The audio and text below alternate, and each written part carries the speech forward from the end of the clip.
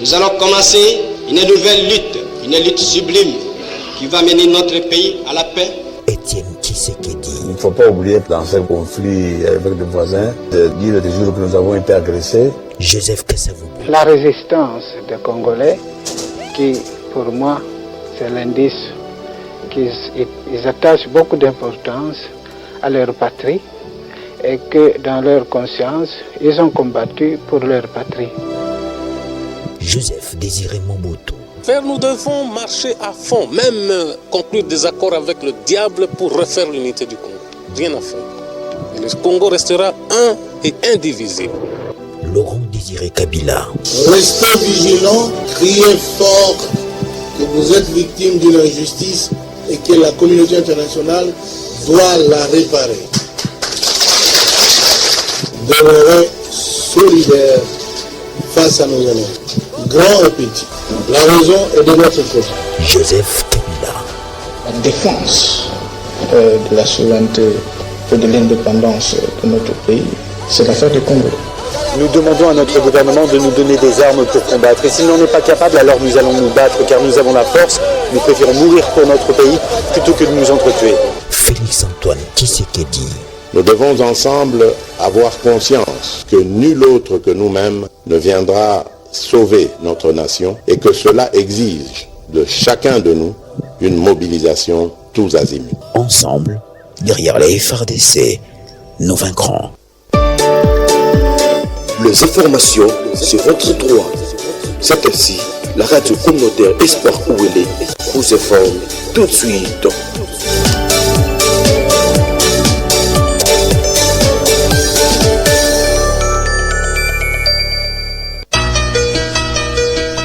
Les informations. Radio communautaire Espoir Ouélé.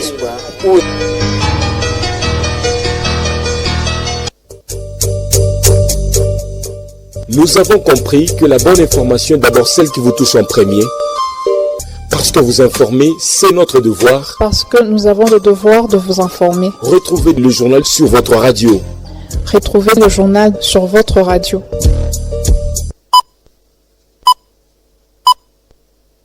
Le journal vous est présenté par Joseph Kobal.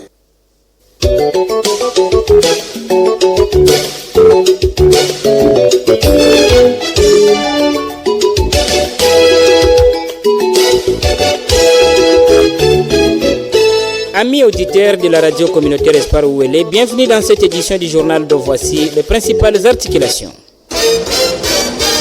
En mission officielle à Ouacha, le gouverneur de province du Haut-Ouélé, Jean Bakomito Gambou, a, après son meeting populaire interactif avec les habitants de la chefferie Marimisa, fait irruption dans une carrière minière où il a constaté la présence de sujets étrangers opérant illégalement.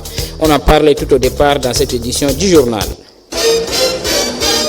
Les leaders des jeunes des différentes communautés membres des églises du Christ au Congo en province du Haut-Ouélé se sont réunis ce mardi à l'église CK20 Tomeka pour évaluer les activités effectuées durant l'année 2024. On va parler des associations dans cette édition. Le groupe des taximens moto des Atam Geko se sont réunis ce dimanche à Isiro. L'objectif, comment lutter contre les accidents.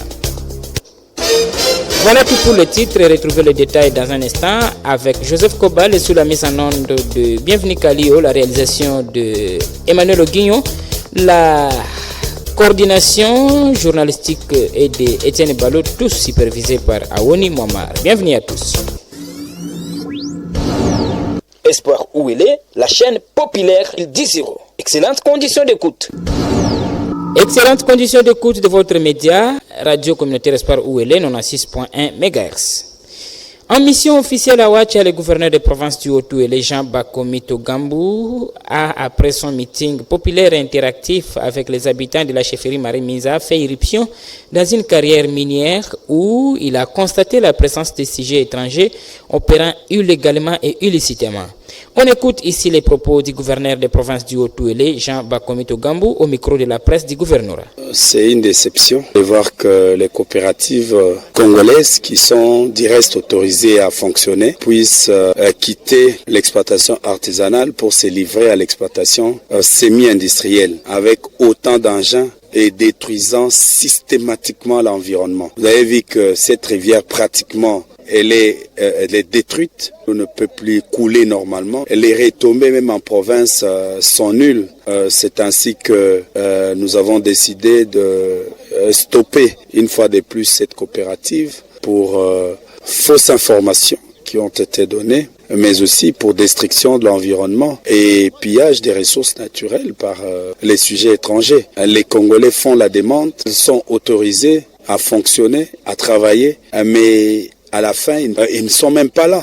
Ce sont les étrangers qui travaillent en lieu et place de ceux qui ont l'autorisation de travailler. Et ici, l'autorisation, c'est pour une mine artisanale.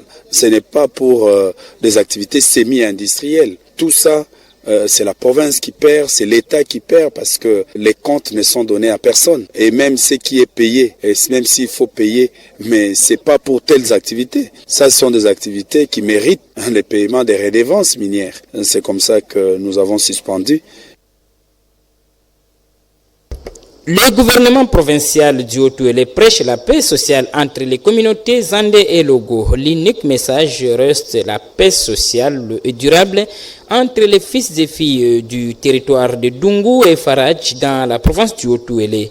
Ce vibrant message du gouvernement Jean Bakomito Gambou intervient quelques jours après les incidents malheureux survenus dans la localité de Sambia suite à un conflit de limites entre les habitants du village Sambia et ceux du village Akoua dans le territoire de Faradj et Dungu respectivement. On écoute ici, quant à ce sujet, le chef de groupement Christophe Tadou, il est au micro de votre média. Na kombo ya Nzambe, pe asoname na bon yoso bakimisi, Nzambe atia bango na place ebongi. Nga chef de groupement ya Tadou, chefferie ya Logo Gambi, na zali ne loko ya kobakisa te. Poto yebi, meme ata na foyer, mobule zanga kate. Oeleki, epa na biso balogo, epa na banoko tozana makambo te. Je vous remercie. Ngana sukibo. De son côté, le ministre provincial Emmanuel Arama a également placé un mot à ce terme. Au nom de son Excellence, Monsieur le gouverneur de la province du Haut-Touélé, l'honorable Jean Bakomito, nous commençons d'abord à présenter nos sincères condoléances à toute la famille éprouvée et nous témoignons de notre accompagnement pour toute personne qui a été lésée d'une façon ou d'une autre après cet événement aussi malheureux. Pour la communauté de Dungu, comme celle de Faradj, précisément ceux qui habitent le groupement Nassala à Sambia et ceux qui sont dans le village Akoua, nous leur demandons de continuer à vivre à paix tel que nos ancêtres nous ont légué. Ces deux communautés qui sont très unies, la communauté Zandé et Logo, partout où nous passons, chaque membre de communauté témoigne des pactes de sang qui unit ces deux communautés. Ça sera une aberration aujourd'hui que la génération actuelle puisse démettre ces pactes et puis agir autrement. Ces deux communautés qui ont un héritage de nos ancêtres, ils sont tous appelés à préserver, à capitaliser et puis à léguer ces héritages-là aux générations futures. Donc nous avons intérêt de vivre en paix et de vivre ensemble. Le gouverneur de la province du Haut-Touélé, saisi de cette histoire, nous avait envoyé ici pour prêcher la paix. Son message nous a précédés parce qu'on a déjà trouvé la paix ici. Nous rassurons à tout le monde qu'à Sambia comme à Akoua, il y a la paix. Les deux sites fonctionnent normalement. Même à 22h, les gens étaient encore là. On a pu acheter le crédit, on a pu manger, on a pu prendre un peu de sucre même la nuit. Nous demandons à ceux qui étaient à déplacement de revenir aussitôt que possible parce qu'il y a la paix ici. Nous resterons frères. Radio L'Espoir, les choses vont marcher autrement en rapport avec ce qui s'est passé. Nous avons l'espoir. L'espoir, où il est? On parle également enseignement supérieur dans cette édition. Le secrétaire exécutif provincial de Sinecas Haut-Touélé, chef de travaux Castro Mboula, a confirmé que rien n'a changé depuis plus d'un mois, que la grève des enseignants des universités se poursuit en République démocratique du Congo. Il était au micro de Armat Manzeke. Rien n'a changé parce que de notre côté, on a montré au banc gouvernementale, notre bonne foi. Et à partir de 2022, il y avait la première grève qui a été décrétée. On a enlevé la grève sous Bibois D. Et jusque-là, il n'y a aucun compromis qui était ressorti parce que le gouvernement avait montré comme s'il avait une bonne volonté par rapport à notre secteur, mais au jour d'aujourd'hui, on a vu que tous les compromis n'ont pas été vraiment respectés. On a tenté encore, puisque c'est ferme et c'est au niveau national. Nous adhérons jusque-là, puisqu'il n'y a aucune suite jusque-là. Tout est clair, puisque le secteur est vraiment négligé.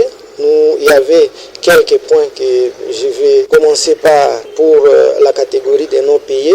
Jusque-là, il y a ceux de nos collègues qui ont passé plus de 5 à 6 ans qui sont non payés.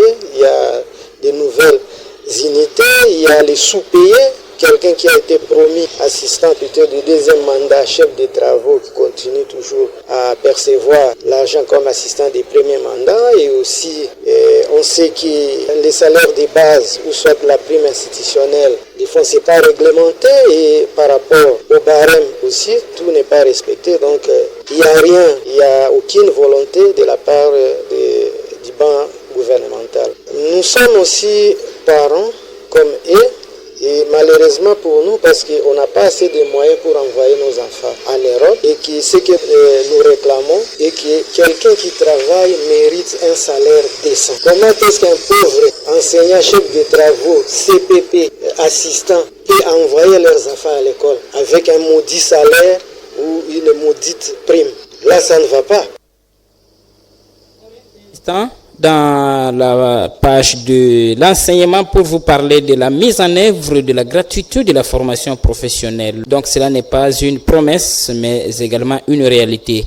Détail dans ce rendu de Pascal Anelli. Dans le cadre de la mise en œuvre de la gratuité de la formation professionnelle promis par le président de la République démocratique du Congo, lors de sa campagne électorale aux élections de décembre 2023 qui a promis de promouvoir la jeunesse congolaise en réduisant les taux de chômage tout en créant des centres de formation professionnelle aux jeunes pour la matérialisation de la vision du chef de l'État en partenariat avec le ministère de la formation professionnelle et métiers.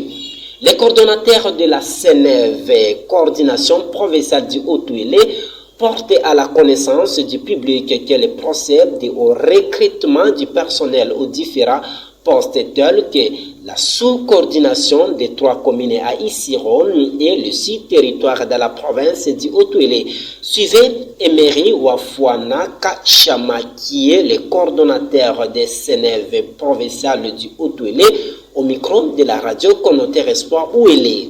Nous sommes en train maintenant d'implanter la structure CNV sur toute l'étendue de la province du Haut-Touélé parce que nous avons eu cette autorisation à travers les autorités provinciales. Ils nous ont donné cette autorisation maintenant de commencer le travail d'une manière solennelle. C'est pourquoi aujourd'hui nous sommes parvenus de venir auprès de vos stations pour annoncer au public que nous voulons commencer le travail parce que c'est ça au moins les besoins ou soit les soucis du chef de l'État parce qu'il a dit qu'il a besoin d'encadrer la jeunesse dans des centres de formation professionnelle. C'est ainsi qu'aujourd'hui nous lançons au public pour pouvoir commencer les activités de la formation professionnelle à travers la structure CNV sur toute l'étendue, les communes et ainsi que les territoires là où tout le monde nous suit. Donc, nous allons implanter les sous-coordinations par la commune Koupa, la commune Mendamba, la commune Mambaya, ainsi que les territoires. On poursuit en religion. Les leaders des jeunes des différentes communautés des églises du Christ au Congo, en province du Haut-Touélé, se sont réunis ce mardi 14 janvier à l'église CK20, voulais-je dire, Tomika. C'est pour évaluer toutes les activités effectuées au cours de l'année 2024. 5 points ont été à l'ordre du jour. D'abord, la méditation, suivie de la lecture des rapports, la planification de l'année 2025 et la restructuration des bureaux, y compris les divers. Au finish, le président de la Fédération de la jeunesse district ecclésiastique de l'ECC Haut-Touélé, Ismaël Ngoli s'est confié à la presse. Ezali Lisanga ya jeunesse ya SCC to biangamaki pona koya kosala évaluation na mbula oelekaki pe kobongisa mipango pona mbula ya sika nde tofanaki na ba représentant kauta na communauté membre elekaki kitoko komoni nzambe ya pamboli ba délégué na biso kauta na ba mangomba baye pe tosololi manso matamboli bien tosilisi mbula tosali misala ebele moko ezali culte des jeunes intercommunautaire oyo bilenge panso bakutanaka mpona kokumisa mokonzi tolekaki mpe na formation oyo bakambi babengaki yango ya BELT transformation du cœur tomonaki boyei na bilenge mpe na kati na milulu wana mpe chorale na biso to en fait orchestre ya SCC mpe aza kokoba na misala na ye oyo ezali quelque force na biso tozali na kati na lisanga oyo toza na ebandeli kaka nini bokanisi kosala mpona mobu 2025 mpona mobu 2025 toreconduire baactivité oyo esalemaka lokola culte des jeunes intercommunautaire toprojecte baséminaire mpona affermissement tokola kati na kondima mpe totie évangélisation à plein air na bacommune na biso oyo ekoleka na mikolo bizali koya na makambo mosusu mpe etandemi na se yango tozwi ngolu kozala bakambi tosengi na nzambe atambolisa biso kati na mbula oyo tosengi na bilenge tomipesa tobengi yango implication chaque communauté mpona mosala na nzambe elenge samuel asali nzambe tomoni joseph tomoni badaniel bazali bato lokola biso basaleli mokonzi yango tobi na biso nyonso bilenge toyaka na culte des jeunes toyaka na baréunion na biso mpona koyebana mpe kozwa maloba na nzambe etonga boyambi na biso. On parle également de la société dans cette édition du journal. Les membres de l'association de taxi moto à Tamjeco se sont réunis le dimanche 12 janvier dernier à Issiro. Objectif, comment lutter contre les multiples cas d'accidents à cette période de la saison sèche où la poussière est en train d'envahir les routes. Le président de cette ASBEL appelle les membres au respect du code de la route pour diminuer ces multiples cas d'accidents dans la ville d'Issiro. Pour plus de précisions, on écoute ici les propos de Dominique Atani, président de Atamjeco. Il était au micro de Bienvenue Kali. Komona bataximene na biso ya Atamjeco ndenge ba répondre na assemblée ko to sali lelo toza convaincu que misala na biso ya Atamjeco zo kende liboso par rapport na présence na ya bataximene. Lelo to sola ki makambo etali 3 points. Premier point ezalaki accord ya partenariat moto et aussi deuxième point to sola ki makambo etali hebdomadaire. Et troisième point qui divers, on aimerait développer une bonne marche et l'association à Tamjeco en 2025. Parce que 2024, tout tambola qui nyamu nyamu, mais 2025, tout limite aux zones lisa. Et aussi tout tei ba taxmen abiso kambotali hebdomadaire. Tous les taxmen andimi yo na isengo. Bakobando futango saba kanga bango saba benda bango. Si beaucoup papa mopanzi sango na tonjo botondi na question tuni. Par rapport na boucla nini na accident zo sale malakati ya ville na assemblée toti ko sala to meki ko te ya ba taximen code de bonne conduite ba lukalo lengi ya ko se comporter omoni mutu keleke tiki poussière diminuer mbango ou pelisa fa bambango mingi ekoki ko sala maté par rapport na ba taximen na biso ya Tamjeco et aussi to assurer bango ke to ba komi batela la période ya poussière soki to ki mbango mingi et comme ma biso na kati na berere et aussi ezaka pona ba taximen na biso ya Tamjeco te na kati ya ville Issiro en général ba taximen to mi batela nanu nombre ya accident eleki to meka ko diminuer bambango pona bonne marche na musala na biso ya taxi moto. On parle de sécurité. Pour clôturer complètement cette édition, les forces armées de la République démocratique du Congo, FARDC, invitent les Congolais à une vigilance face à la manipulation et à l'intox de l'ennemi. Dans leur communiqué qui nous est parvenu le lundi 13 janvier dernier, l'armée relève que les rebelles du M23 ne cessent de propager des rumeurs et fake news visant à ternir l'image des FARDC engagés au front au Nord Kivu et saper leur morale dans le but de conquérir des terres. Pour le lieutenant-colonel Mak Zoukai, chargé des communications et sensibilisation du secteur opérationnel Sokola 1 Grand Nord et les opérateurs de front Nord, les terroristes du M23 ont lancé une stratégie de propagande sur les réseaux sociaux et de la guerre médiatique pour désorienter l'opinion publique face à cette guerre d'agression. Selon ces communiqués signés par Mike Azukai, la population doit attendre de bonnes informations de son armée. Fin de cette édition, dames et messieurs. Merci à vous tous qui l'avez suivi. Remerciez Bienvenue Kalio pour sa mise en onde, Emmanuel Oguigno pour la réalisation et remercier également Étienne Ballot pour la coordination. Et au micro, vous avez bénéficié de la vibration des cordes vocales de l'ingénieur Joseph Kobale et nous sommes tous supervisés par Aouni Mouammar. Au revoir.